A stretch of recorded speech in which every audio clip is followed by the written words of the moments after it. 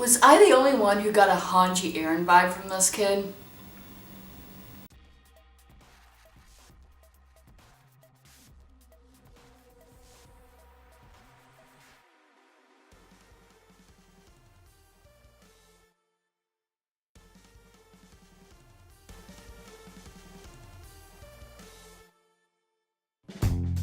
So, if we want to get into this episode, we're gonna have to do a basic rundown of the plot. So the title is pretty self-explanatory. It's Other Side of the Ocean, which basically means we're gonna be stuck with the Marley kids for a very long time. You better get used to them, you better like them, because we're probably stuck with them for 5-6 more chapters before we get back to the people we actually like. We have another lovely time skip.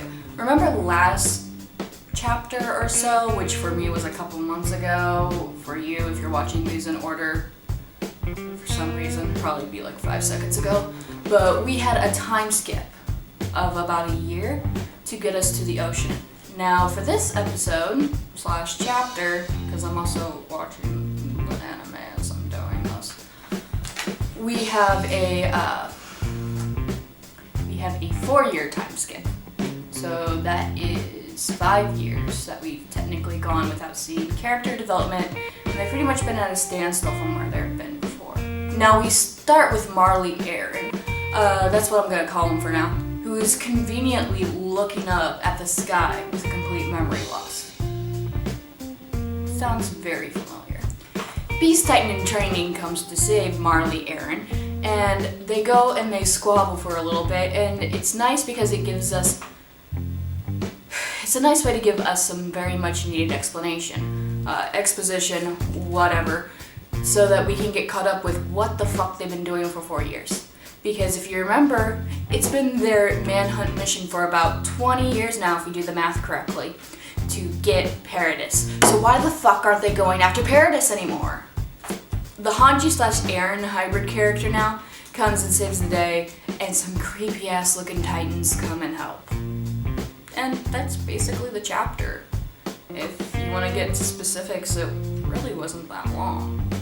Okay, now that we have the plot down, it's time for my thoughts.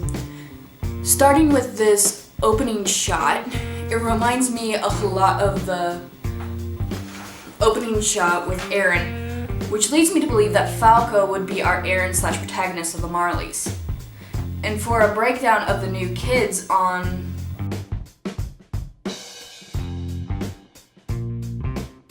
for our new kids on the block. Gabby is of course a weird Hanji Aaron hybrid.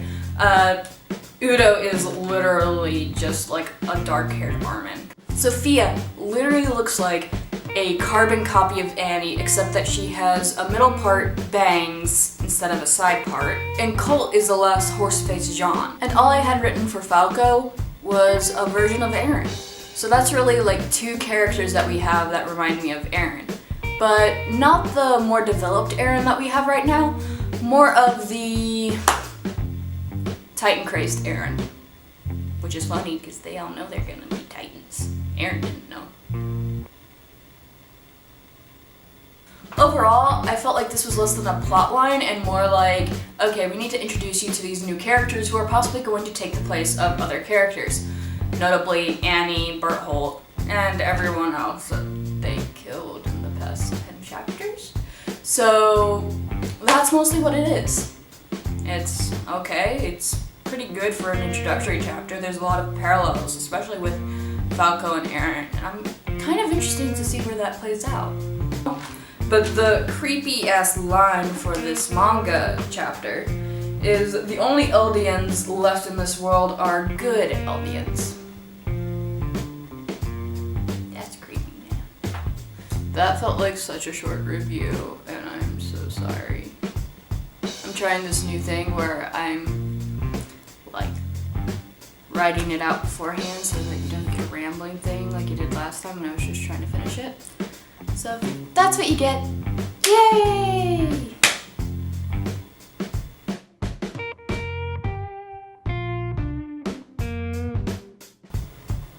Oh, hey. I just changed my shirt so that you guys can tell that I literally filmed these back to back. And if you're here, go check out my new one. It's right here. Right here. Or it should be.